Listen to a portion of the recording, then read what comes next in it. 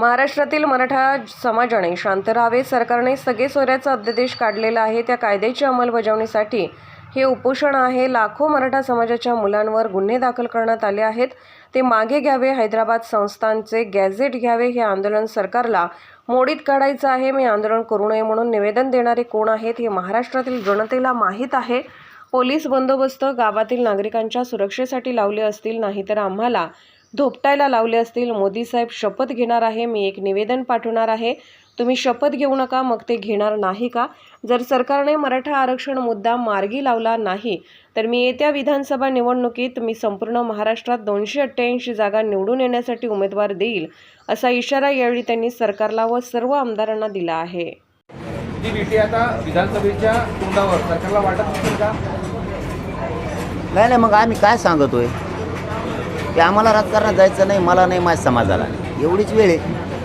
आम्ही सांगितलंय तुम्हाला जर एवढं कळालंय आता असं होतंय तर आम्ही सांगतोय ना, उपोषणाला बसलो तर आम्ही रक्त जाळायला लागलो तर आम्ही मग सत्तेकडेच प्रचार सुरू केला असता ना, आम्हाला त्या राजकारणात जायचंच नाही। आम्ही उपोषण केलं होतं त्यावेळेसही पाणी किंवा औषध किंवा कुठली समाजासाठी जीव राखून का करायचं, हातचा राखून कशामुळं करायचं? जे काय करायचं ते मोकळ्या मनाने करायचं, स्पष्ट करायचं आणि धाडसानं करायचं। आम्ही काय चूक नाही करत। मी कायद्याचा सन्मान केला होता, आता त्यांनी कायद्याचा सन्मान केला नाही शासनानं आणि प्रशासनानं, त्याच्यामुळं माझी एकट्याची जबाबदारी नाही कायद्याचा सन्मान करणं। जे कायदा चालवते त्यांनी गैरवापर करून चालवण्यासाठी त्यांना तिथं बसविलेलं नाही।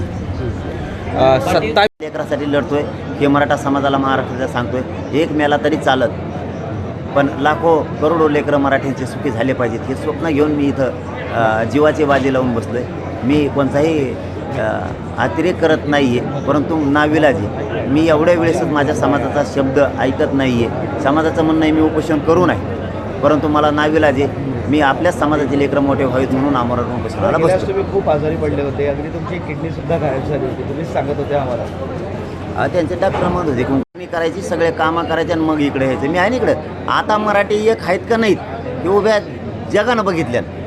त्याच्यामुळं काही गर्दी करायची गरज नाही, एकजूट दाखायची गरज नाही। सगळ्याला आधी वाटत होतं मराठ्यांचं एकजुटीचं किंवा सभेचं रूपांतर मतात होणार नाही, ते झालं, त्याच्यामुळे ते झालेलं आहे। त्यामुळे इकडं आलेलेच गर्दी एकजुटी असं थोडंच आहे, काही गरज नाही। कामं सोडून येऊ नका, मी एकटा पठ्ठ्या तुमचा मुलगा म्हणून इथं लढायला तयार आहे। तुम्ही एक आवाहन केलं होतं की कोणाच्या उमेदवाराला तुम्ही काही पाठिंबाही दिला नव्हता, कोणाला विरोधही केला नव्हता, तरी सुद्धा समाज एकवटला हो पूर्ण तुमच्या मागे निवडणुकीच्या दृष्टीनेही। मी काय वाईट केलं? मी समाजाच्या लेकरासाठी त्यांची लेकरं मराठ्यांची मोठी व्हावीत म्हणून लढतोय, मरायला तयार। मी काय वाईट करतो? ते मला मुलगा मानणारच ना माझा समाज। त्यामुळे फक्त माझं काम जे होतं ते मी त्यांना सांगितलं की तुम्ही इकडे यायचं नाही, शांत जे येतील ते। याचा अर्थ असा नाही की तुम्ही येऊच नका, कामं बुडवून यायचं नाही कुणी आपली, कारण ह्या आरक्षणामुळे समाज मोठा होणार आहे, शेतामुळं पण होणार आहे। इकडं हे लोक हे तहसील उचलून पुढं द्यायचे का दुसऱ्याकडे, दुसऱ्या जिल्ह्यात एखाद्या तिकडं हिंगोलीला नेऊन ठेवायची का? असं चालतं का? समजा एखाद्याचं दुकान आहे मोठं किंवा एखाद्याचं बी भरणाचं दुकान आहे मोठं किंवा अनेक काही दवाखाने आहेत, काही पण आहे, पेट्रोल पंप आहेत। मग आम्ही जर म्हणलो त्या गाड्यात लय रहदारी होती, माझं हे निवेदन आहे आणि तुम्ही काय करा, याच्यामुळं लय त्रास होतो आम्हाला जीवनात येता जाताना, जाते तेढ बी निर्माण होईल आणि यामुळं आम्हाला खूप त्रास होतो रहदारीला। आमचे विद्यार्थी शाळेत जायला त्रास होतो, तर मग ते उचलणार आहेत का तिथून?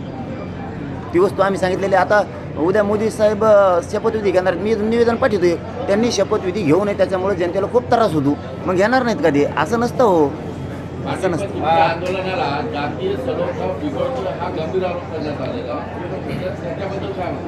हा, मग आता निवेदन देणारे कोण आहेत? जाती येड आम्ही अगोदर शांततेत इथं बसलो, आमच्यावर हल्ला झाला, आम्ही काही केलं का? नाही केलं। आम्ही इथं त्याच्यानंतर हल्ल्याच्या नंतरही इथं शांततेत बसलो। इथं शांततेत बसल्याच्या नंतर महाराष्ट्रात सभा सुरू झाल्या। ती जातीयवाद नाही का? तेव्हा जातीयवाद नाही का? बरं हे जाऊ द्या, मी 20 वर्षापूर्वी नव्हतो, आता आहे। माधव पॅटर्न कसं काय आला? मराठा क्रांती मोर्चे निघाले त्यावेळेस प्रतिमोर्चे कसं काय काढले? याला काय म्हणायचं? आम्ही कुठं काय म्हणलो आधी? तुम्हीच जाती तेढ निर्माण करा। आता आम्ही इथं बसायलो, आता निवेदन तुम्ही दिले, आता त्याला जातीवादी म्हणतात का काय म्हणतात? त्याला काय म्हणतात? आम्ही कुठं जातीवाद केला? तुम्ही उपोषणाला बसलात, आम्ही म्हणलो बसू नका।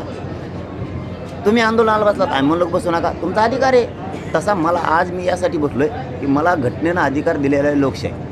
शांततेत आंदोलन करण्याचं. याच्यापेक्षा शांततेचं आंदोलन दुसरं असू शकत नाही. त्या जोरावर बसलो आहे मी आज. यांनी नाकारलं, हे चालवतेत कायदा म्हणून यांनी काही करावं, गैरवापर करावा ते मी ऐकून घेत नसतो. मी ऐकलं ना आधी 4 तारखेला ते मला आचारसंहिता आहे, आपण त्याचा सन्मान, समाजाचं काय आरक्षण ठरलं आहे, काय विषय ठरले देऊन टाका. आणि नुसत्या सत्ताधाऱ्याबद्दलच नाही म्हणत तर विरोधी पक्षाचे सुद्धा सगळे जा. आणि ह्या उपोषणाच्या काळातच पण तुम्ही जाताना 2 वर्षांनी या उपोषणाच्या काळातच उद्याच तुम्ही तुमच्या नेत्याकडे सगळ्या पक्षाचे जाऊन बसा आणि त्यांना सांगा त्यांच्या ज्या ठरलेल्या गोष्टी त्यांना त्या द्या. मला राजकारणात जायचं नाही, माझ्या समाजाला जायचं नाही. माझं ध्येय आणि माझ्या समाजाचं ध्येय आरक्षण, ते आम्हाला द्या, तिकडं भांडा. पण जर नाही दिलं तर त्याच्यानंतर माझ्या नावानं भाजप शिवसेना कोण कोण आहेत त्याच्या आमदारांनी बोंबलायचं नाही की असं का करताय. मग तुम्हाला आता संधी दिली आणि विनंती करून सांगतो चला सगळ्या आमदारांना की तुम्ही जा आणि तुमच्या नेत्यापुढं सरकारपुढं विषय मांडा आणि त्यांना सांगा हे विषय आजच्या आज मार्गी काढा. मला राजकारणात जायचं नाही, उगाच बोंबलाच नाही. मग तुम्हाला बोलायला संधी नाही. मी समाजाला साक्षी ठेवून सांगायला लागलो आहे. आता समाजसुद्धा ऐकतोय चॅनलच्या माध्यमातून की आम्ही समाजाच्या वतीनं सगळ्या आमदारांना विनंती केली, सत्ताधाऱ्यांच्यासुद्धा, की तुमच्या नेत्याकडं जाऊन सांगा की त्यांचं आरक्षण द्या. मग परत तुम्ही म्हणतात तुम्ही विधानसभेला कसं काय आले पुढं, तर तुम्हाला सांगितलं ना आता जा, तर तुम्ही जा ते प्रश्न सोडून आणा. आम्ही येत नाही. तुम्ही नाही गेले तर उद्या तुम्ही बोलायचं नाही. समाज तुम्हाला बोलून देणार नाही, कारण तुम्हाला आम्ही जा म्हणून सांगितलं आहे. समाज एकाही आमदाराला बोलून देणार नाही, कारण तुम्हाला तिकडं जा म्हणलं तर तुम्ही गेले नाही आणि इकडं काय बोंबलता. मग असा समाज तुम्हाला उद्या म्हणणार. तुम्ही प्रश्न सोडा. धन्यवाद.